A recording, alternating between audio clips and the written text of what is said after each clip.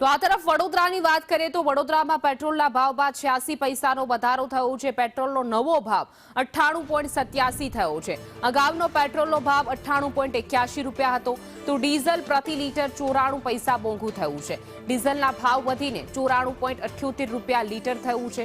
અગાઉનો ડીઝલનો ભાવ 93.84 રૂપિયા હતો, જે હવે વડોદરામાં પણ વડોદરાવાસીઓ પણ પરેશાન છે। વધુ એક વખત મોંઘવારીનો માર, અઠવાડિયાની અંદર આ ત્રીજો માર છે કે જે આમ જનતા પરેશાન છે। પેટ્રોલ ડીઝલના સતત ભાવ વધી રહ્યા છે। વધુ વિગતો સાથે અમારા સંવાદદાતા કૃણાલ શર્મા લાઈવ જોડાઈ ગયા છે વડોદરાથી।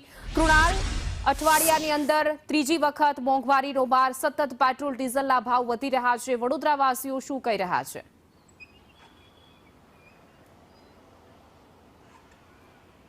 છેલ્લા એક સપ્તાહમાં 3 વખત ભાવ વધ્યા છે અને સીધા 5 રૂપિયા વધી ગયા કહેવાય। એ ભલે એક સપ્તાહમાં 3 વખત હોય, પરંતુ સીધા 5 રૂપિયા પેટ્રોલ પર એક સપ્તાહમાં વધી ગયા છે। આપણે અહીંયા ભાવ પણ બતાવીશું। આ ડીઝલનો જે ભાવ છે 94 રૂપિયા 78 પૈસા છે, એટલે કે સીધા 95 રૂપિયા જ કહેવાય, કારણ કે 10-20 પૈસા પેટ્રોલ પંપ વાળા પાછા નથી આપવાના, સીધું 95નો હિસાબ થતો હોય છે।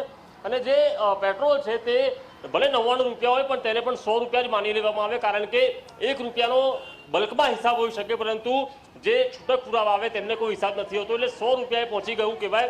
અહીંયા જે સામાન્ય યુવાનો છે તેમની સાથે વાત કરીએ। એ પેટ્રોલનો ભાવ આથી વધી ગયો, તમે નોકરી કરો છો, શું કરો છો? ફોટોગ્રાફર છે। ફોટોગ્રાફર છો? શું પરિસ્થિતિ પડી છે? ફોટો પાડવાના ભાવ વધારી દેશો? શું લાગે છે? ભાવ વધારવો પડશે? પોસાય છે ખરું પેટ્રોલ? પેટ્રોલ તો હવે પોસાય ના પોસાય, ભરાવું તો પડશે ને, ફરવું હોય તો, કામ કરવું હોય તો। અને પછી કોઈ દૂર બોલાવે તો ફોટો પાડવા પછી અલગથી પૈસા લેશો? જેવી સ્થિતિ પ્રમાણે આગળ થાય તો કરશું। ગૃહિણી પણ સાથે છે અહીંયા પેટ્રોલ ભરાવા, તેઓ પણ આવ્યા છે। તેમને ઘર પણ સંભાળવાનું છે અને અન્ય કામકાજ પણ સંભાળવાના છે। તેમની સાથે પણ અહીંયા વાત કરીશું। મેમ, આપ આए हो? નહીં, પેટ્રોલ પુરાવા આવ્યા છો, એસએસજીમાં તમે છો, પણ એક વુમન તો છો, ગૃહિણી તો છો। આ પેટ્રોલના ભાવ વધ્યા છે, કેટલી અસર પડવાની સામાન્ય માણસ પર? અસર તો બધા જ પડે। પેટ્રોલ વધે તોય પડે, બધા ભાવ બધા અમારી પબ્લિક પર જ આવે છે ને। એમાં સરકારનું કશું થતું નહીં, કોનું નહીં કશું થતું, એવરેજ છેલ્લે પબ્લિક પર બધું આવે છે। શાકભાજીના ભાવ પણ વધવાના છે, પેટ્રોલના ભાવ? એટલે એ જ કશું એ બધું અમારી પર નાખશે ને બધા, સરકાર તો અમારી પર નાખવાની છે ને। અત્યાર સુધી અસર તો હતી જ, હવે કેટલી પડે? વધારે થશે। એ રૂપિયા ચાલુ રહ્યો છે 300 રૂપિયા। અત્યારે એક વર્કિંગ વુમન, તમે તો વર્કિંગ વુમન છો, જે ગૃહિણી છે તેમને કેટલી તકલીફ પડતી હશે? બિચારા સામાન્ય પરિવાર છે, એ કેટલી તકલીફ પડવાની સામાન્ય લોકો? પડે, બધાને જ પડે, પણ કરવાનું શું એમાં? કહેવાનું કોણ? એમાં તમે અમે શું કરવાના છો? તમે મને કહો। છેલ્લે મારા કહેવાય મારા એન્ટર કશું ફરક નથી પડવાનો। જો છેલ્લે હસી જ લેવું પડે, ગમે એટલું દુઃખ હોય। એ જ કહું છું ને હું। ભાઈ, તમે પેટ્રોલ ભરે પૂરી રહ્યા છો, તમારી પરિસ્થિતિ શું છે અત્યારે પરિવારની? मेन मैनेजर और सेठ। ના, તમે પણ નોકરીયાત જ છો ને? अपने तो 8 कलाक की नौकरी करने की सरकार जो करे वो अपने कर सकते, उससे आगे जा नहीं सकते। કઈ અસર તો પડાવો? बहुत પડતા ને ભૈયા, પડતા હી ને। આ અહીંયા એમએસ યુનિવર્સિટી પણ નજીકમાં છે। અહીંયા સામાન્ય લોકો પણ અહીંયા, વિદ્યાર્થીઓ પણ અહીંયા આવતા હોય છે। બધા અભ્યાસ કરે છે કોલેજમાં? આ ઘરેથી પોકેટ મની આપે છે। આ પેટ્રોલનો ભાવ વધ્યો, એના પર ફરક પડવાનો છે? फर्क तो पड़े।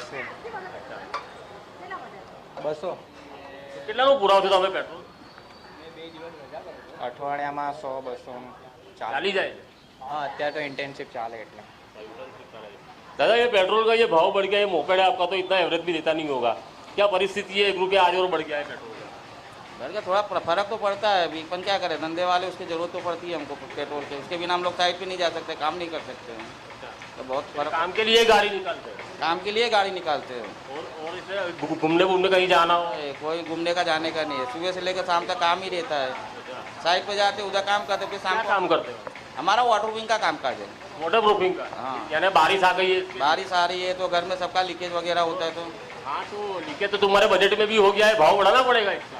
अब कहाँ से भाव बढ़ाते हैं? 5 रुपये भी बढ़ाते हैं तो कस्टमर बोलते हो बहुत भाव ज़्यादा है, तो फिर हमको वही भाव से काम करना पड़ता है। नुकसान तो भुगतना ही पड़ता है। और ये साथ में आदमी भी रखे होंगे, उनको भी पगार देना होता है? पगार देना होता है ना, साथ में लेके जाते हैं, साथ में लेके आते हैं। अच्छा, उनका भी भाव बढ़ेगा? उनका हाजिरी बढ़ गया, हमारा भाव उधर का उधर ही है। क्या उनका कितना बढ़ गया? उनका 700 रुपया देना पड़ता है हमको। और आपका वो ये 700 प्लस खाना पे नाश्ता वास्ता देते हैं, प्लस लेके जाओ साइड पे वापस लेके आओ। पहले कितना देते थे? पहले 500 550 होता था, अब तो क्या भाव 200 रुपये बढ़ गया है? ये कब से बढ़ गया है ये 200 रुपये? बस ये मंदी चालू है तब से ये और चालू हुआ है। 2-3 महीने से ये बढ़ा हाँ, ऐसा है।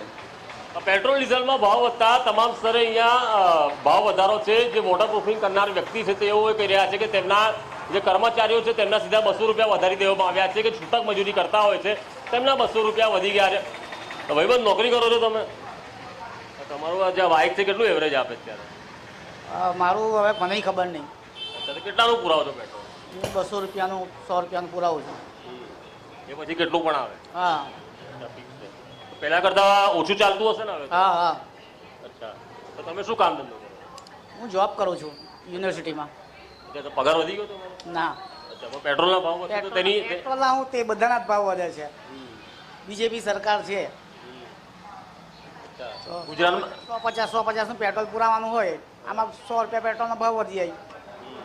ઘરમાં તકલીફ તો હશે. તકલીફ તો બધાને જો ને તકલીફ આવે મોંઘવારીમાં. તો રજૂઆત કરી યુનિવર્સિટીમાં કે ભાવ વધવાનો, તમારો પગાર વધે?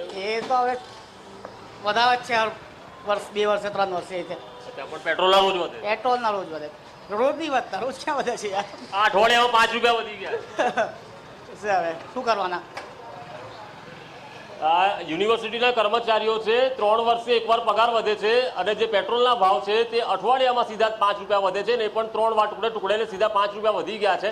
સામાન્ય લોકો એવું કહી રહ્યા છે કે પેટ્રોલ ડીઝલના ભાવ તો વધ્યા છે, પરંતુ આખરે શું કરવાનું તેઓ પણ હસી રહ્યા છે કે હવે કહેવું તો કેવું કરે. અને હવે જો પગાર નથી વધતા, મોંઘવારી વધી રહી છે, ત્યારે છૂટક મજૂરીના પણ ભાવ વધી રહ્યા છે. એટલે પેટ્રોલ ડીઝલના ભાવ વધતા આખરે જે સામાન્ય જીવન છે, જનજીવન છે, તેના ઉપર માઠી અસર જોવા મળી રહી છે.